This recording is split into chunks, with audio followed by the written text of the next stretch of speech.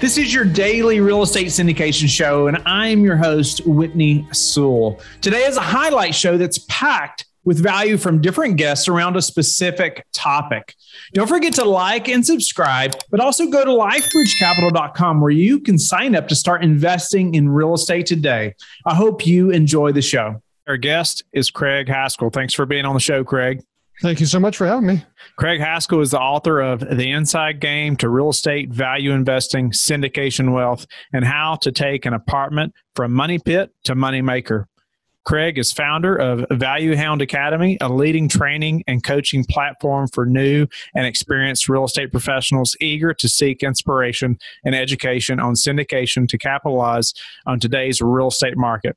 And I'm excited to have Craig on the show. He's just a perfect guest, and he's coached many people and been in the business a long time. And thanks again, Craig, for your time and I know the content that you're going to provide and value to the listeners.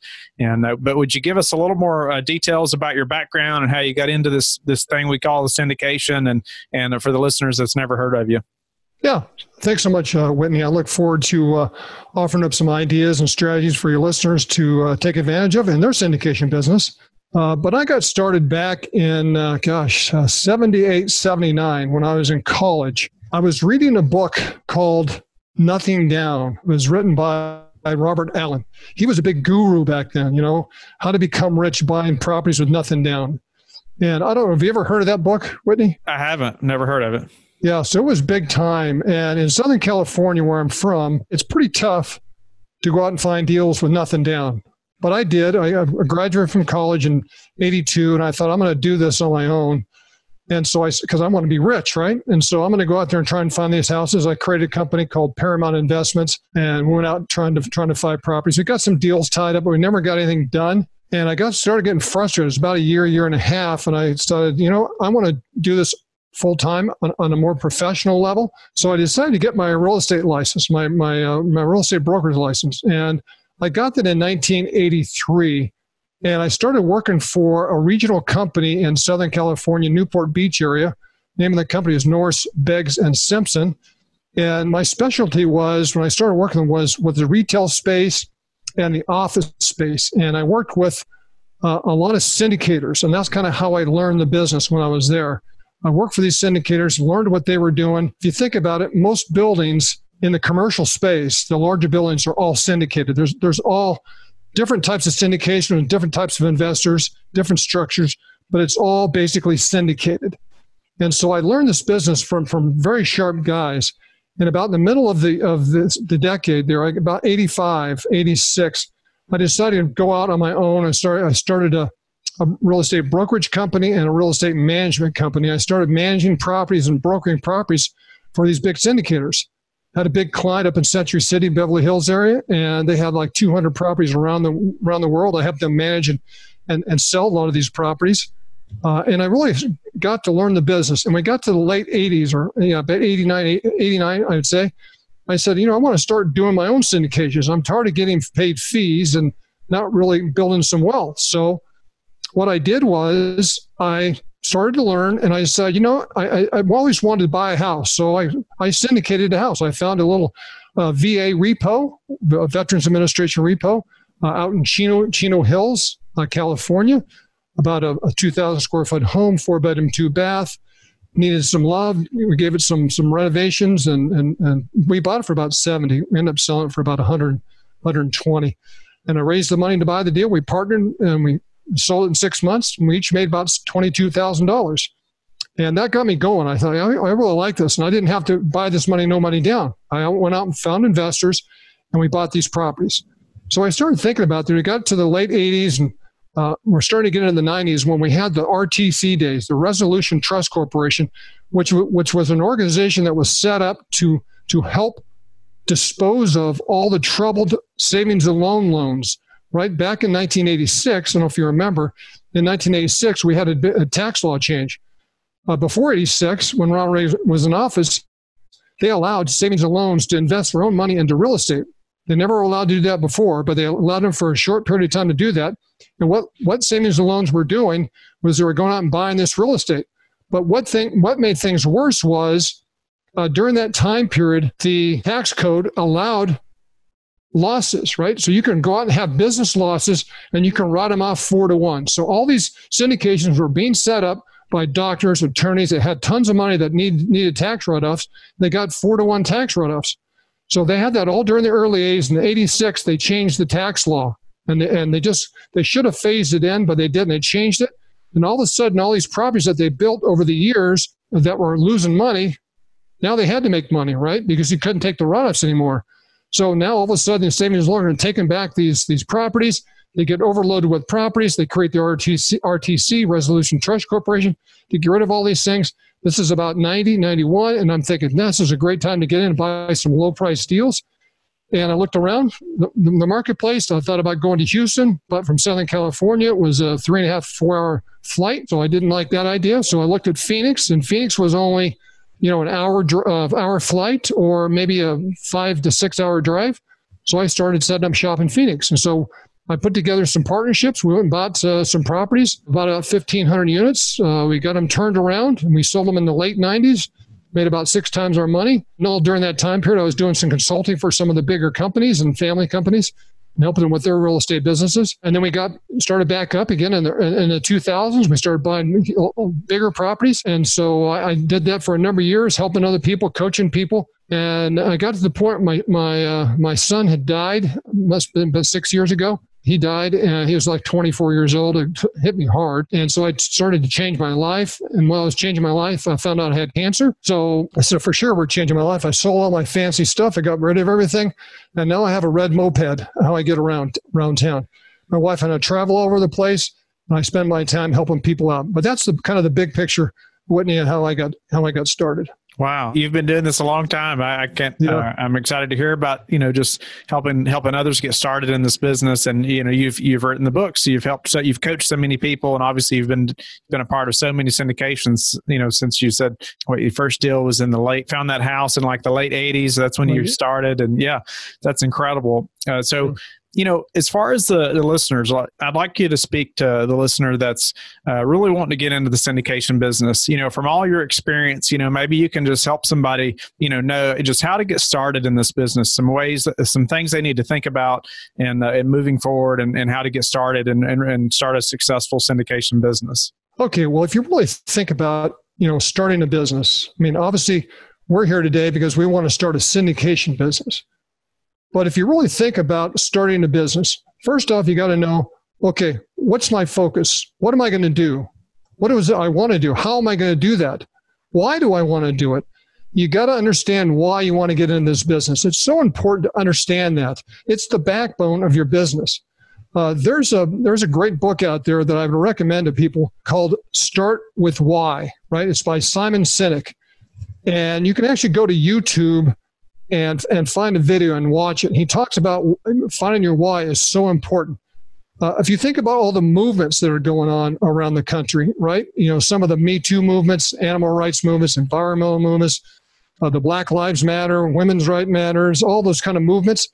I don't know if you ever watched them on TV, on the news or something like that.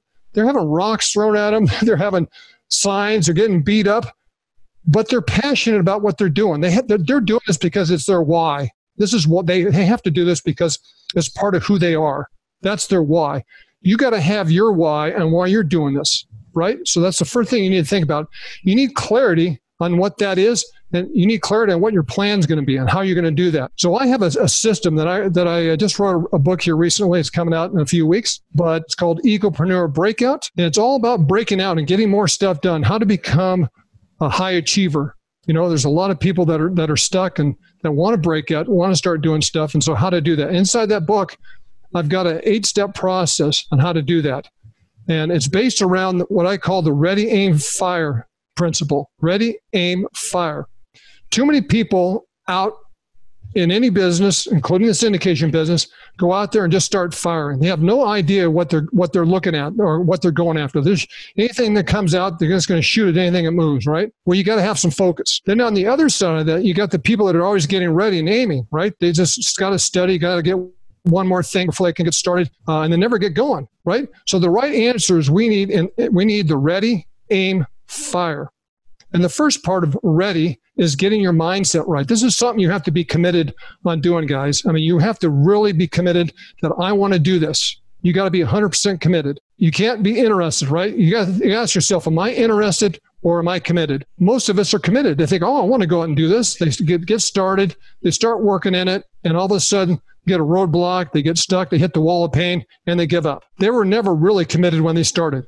I feel like a lot of people feel like it's going to happen overnight or maybe in the first couple of months. And, after a little bit of hard work over 3 or 4 months, they're like, okay, I'm ready to do something else. Right. And a lot of guys that come to me that want me to help them with their business, they all become billionaires in 3 weeks. Life doesn't happen like that. It doesn't. You start small and you grow. Just like all these big restaurants that are chains now, they start as a hole in the wall, right? Everybody starts business out of their garages or in their living room. That's the way you start.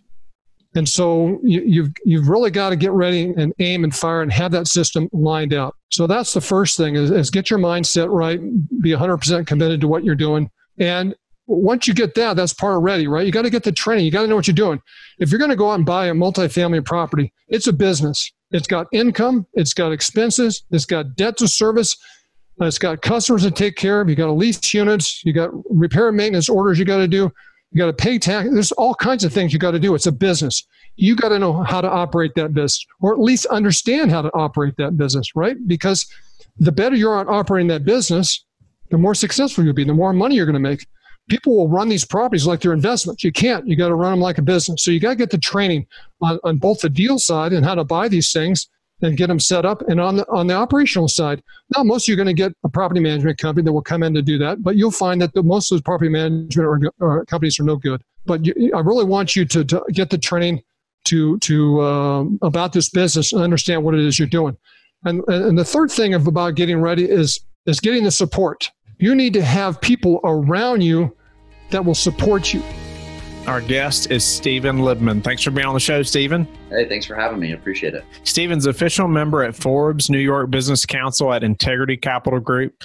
And currently, Integrity Capital Group and its partners own and operate over 2,000 units valued at $150 million in assets and have 1,000 units overfunded and in development. Stephen, thanks again for your time and being on the show and being willing to provide some great content and value to the listeners. And tell the listeners a little more about yourself and just how you got into this business we call syndication and why. So my background was single family fix and flip. We actually still own one of the largest wholesale and fix and flip businesses in New Jersey. So we'll do about 200 flips this year in that business. But as we all know, that business is very active. So there's moving parts to it. It's not passive. And I think whenever anybody wants to get into real estate, they're thinking about the freedom that they're trying to provide for them and their families versus this really great job. And that's what we've kind of created is a really good job in that other business. So just over the last 12 to 18 months, Integrity Capital Group was born. And the three partners are all fix and flip and wholesale guys that recognize that the larger, the freedom comes from these larger multifamily complexes, self-storage units, student housing complexes, things like that. So we decided to start focusing on those asset classes. And what we found was nobody cared about how much we were going to flip. They didn't care about how many wholesales we were going to do, how many deals we were going to do. They wanted to know about assets under management. And it became kind of a difficult thing to get deals. We couldn't see the deals that we wanted to see, right? They're going to vetted sponsors. They're going to guys that have 1,000 units under management already. So we just couldn't really see good deal flow. And that's why we chose syndication. We said, if we could figure out a way to raise capital, and we've been doing it for years on the fix and flip side, why don't we raise the capital and then go find a sponsor that has a good deal, that has a good track record, and just say, hey, we have some money. We'd like to partner with you on your next deal. And that time came just about 9 months now. And that was a self-storage facility that we're building out in Orlando. It's 1,193 units. CubeSmart is going to manage it. It's ground up development. It's going to be done in 2 phases. But really exciting project for our first one out of the gate. Nice. So, let's back up a little bit because I think many listeners can relate to you and how you got started in the syndication business specifically. But obviously, did you say 200 flips a year? Yeah, this year we'll do just about 200. Yeah. I mean, that's no small task or small feat. I mean, that's very impressive. Just to be able to develop systems like that, and obviously it is a very active business, right, or job. I just got off the red eye from Denver. It's I don't know, 8 or 9 o'clock here in New Jersey, and I just spent a week in Denver with the mastermind group that made that business systemized and worked in that way. In 2016, we did 16 deals. So we've grown pretty quickly in that business because of the, just being around the right people, the mentors that have shown us how to systemize that and grow that. So that's been great. But yeah, that business it's active. Pactive at best. Pactive. No, I like that. And that's a whole nother podcast just about the people you're around and how, that's affected your business. And I appreciate you just speaking to that and going, from 16 to 200. I mean, that speaks volumes to the people you surround yourself around. So you all, you started to move towards multifamily. And what type of multifamily were you first looking for? Yeah, so initially we were just looking in the Southeast, Midwest for 100 units plus of cash flowing, value add, B2C assets. And, we were doing we were listening to the podcasts, we were learning how to underwrite, we were going out and trying to find deals and, beat the streets. So we're pretty much asset class agnostic. We're not saying we just want this, but we were a little bit tighter with our parameters when it was just us because we understood how to underwrite multifamily. We weren't doing feasibility studies on 1,193 units to be managed by CubeSmart in Orlando. So it was a little bit different of a shift for us when we realized that we weren't getting the deals that we wanted to see, and we had to kind of pivot a little bit. So I can appreciate how you all didn't just give up there and say, okay, let's just keep flipping, or let's just do that. That's what we're good at. And I think that a lot of people, they try to branch out and then they feel some difficulties or some turbulence. And then they're like, okay, let's just stick to this other thing over here we're comfortable with. Right. And so, talk through that a little bit. How did you keep everybody on board? Say, okay, let's find a different path and let's keep pushing. Yeah. It wasn't an option to not do it. I mean, we always knew that the real freedom and the real passive lifestyle that we wanted comes from passive income and passive cash flow. So maybe it crossed our mind once or twice to say, hey, well, we have a lot of this deal flow. Why don't we just keep them, rehab them, and rent them? But every single mentor of ours that owns, hundreds or even thousands of units was like, look, yes, it's a little bit harder to break in, but you don't want 150 roofs. You don't want 150 boilers. You don't want 150, AC condensers. If you can figure out how to put that stuff under one roof, the economies of scale really help and benefit. And the third-party management on single family is near impossible. And third-party management over 100 units gets absorbed. So yes, it's going to take longer. Yes, it's going to be harder, but it's going to be worth it. And we just trusted those guys. Just put yourself around people that are doing it, and you can systemize that process, and you can see how it really does create true freedom in the long run. Thank you for being a loyal listener of the show. Please subscribe and share it with your friends. We want to help you become the passive investor you've always wanted to become, but also the operator you've always wanted to become. We want to be the number one resource for your real estate investing journey. But go to lifebridgecapital.com where you can start investing in real estate today.